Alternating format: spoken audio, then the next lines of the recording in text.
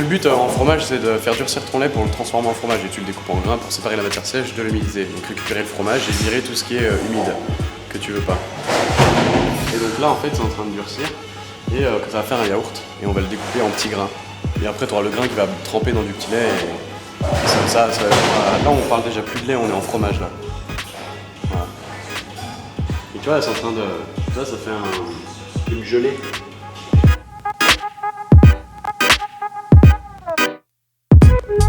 Plus tu fais des gros grains, plus tu fais un fromage humide et qui est mou, si tu veux.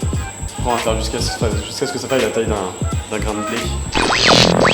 Va bien mon petit gars, ça c'est ma râpe à fromage porte-bonheur. Elle m'a sauvé à maintes et maintes reprises pendant la guerre.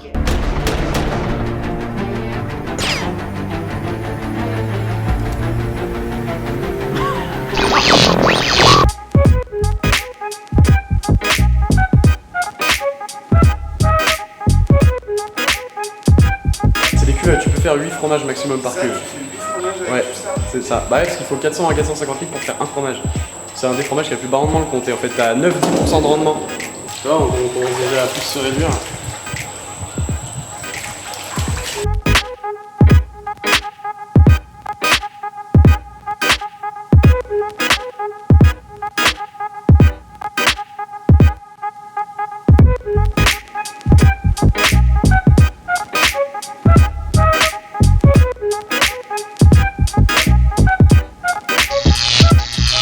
Je vais créer un crash temporel qui va déclencher la destruction de la Terre. Pas mal.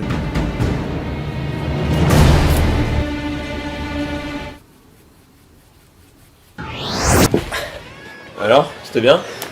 Eh ouais ma gueule, prépare-toi à vivre l'apocalypse. Donc en fait je fais des vidéos depuis 3 ans, donc elles sont pas toutes sur internet, petit à petit j'en ai mis et maintenant c'est mon gros hobby en fait on va dire, et j'aimerais en faire mon métier plus tard. Tu récupères tout le temps du petit lait pour faire tes ferments pour le lendemain. Et ça te rajoute un côté terroir, en fait. Est-ce que tu reprends toujours sur ta fabrication d'avant pour ensemencer le lendemain? Donc ça te fait un roulement et un truc caractéristique à ta fromagerie au niveau des ferments, tout ça. Et en comté, tu as droit à un seul ferment commercial. Tout le reste, il doit être fabriqué. Voilà, donc là, il va tout chauffer à des températures différentes, mettre des trucs dedans, des micro-organismes dedans qui vont se développer. Et le lendemain, bah, il ressort et il peut ensemencer ses cuves, quoi. C'est un produit naturel.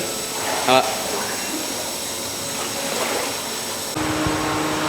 On va faire un pâton, en fait, c'est un test pour voir si ta pâte, elle est prête à être soutirée. Donc tu vois, en fait, on récupère un peu de fromage, on doit le petit lait, on serre. Et là, en fait, tu peux regarder l'élasticité de ta pâte. Tu veux goûter? C'est pas mauvais, en tout cas. C'est pas dégueu. On peut imaginer par exemple des gens qui aiment jouer avec, hein, dans des jeux par exemple de type bataille de boules de neige, hein, voilà.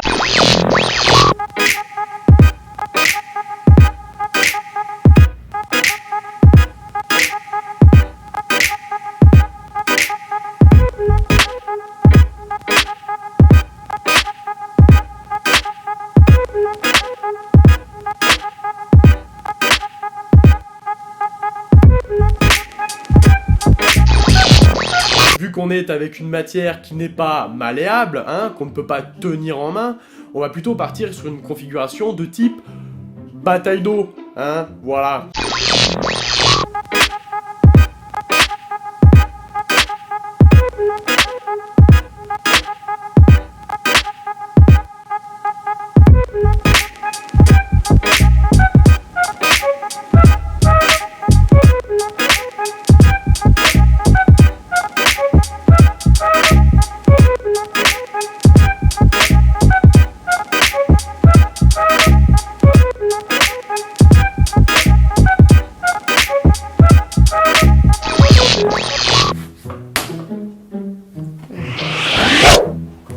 Mais vous êtes qui? Bonjour, je viens du futur. Et si je suis venu ici dans le passé, c'est pour vous emmener un présent.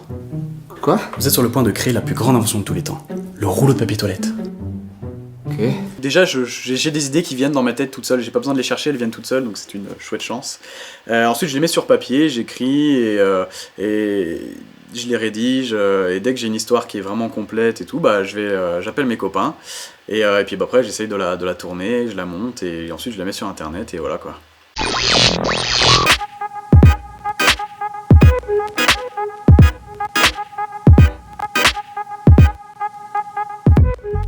La marge, en fait, tu frottes tes vieux fromages. En frottant tes vieux fromages, tu vas récupérer un résidu liquide un peu orangeâtre. Et avec ça, tu vas ensemencer la surface de tes jeunes fromages. Et le midi, on les retourne, on remet du self de l'autre côté, on frotte le côté, et ensuite on va les mettre en rayon avec les autres. Donc là, on est en pré-finage, donc à 11-13 degrés à peu près. Ils vont rester pendant 2 mois et tourner frotter 2 à 3 fois par semaine. Ça sert à nettoyer ton fromage, à conserver aussi, parce que le sel ça conserve, à aider à la formation de la croûte, un peu donner du goût, et enlever les impuretés, tout ça. Voilà. Et donc là, la plaque, c'est obligatoire. Si elle n'y est pas, on ne sait pas du compter. Là, donc 11 septembre, cuve 2, donc ça, France, comté. 01, c'est le département, CX, c'est l'immatriculation de la fromagerie, et 15, l'année 2015. À partir de la cachoude, on va aller voir, tu peux faire des sondes fines et voir l'élasticité, la pâte. Surtout regarder la pâte, tu ne le manges pas, mais tu contrôles ta pâte, voir comment elle est. Et ça t'aide à régler ta cave, régler ta température, ton hygrométrie de ta cave. Et en cave froide, par contre, là tu goûtes. Tu goûtes et tu tapes pour savoir s'il y a des trous, des trucs, comment évolue ton fromage. C'est une fromagerie ici, ça fait 2,3 millions de litres de lait par an. Ouais, ça, je suis informé. Je fais mon boulot.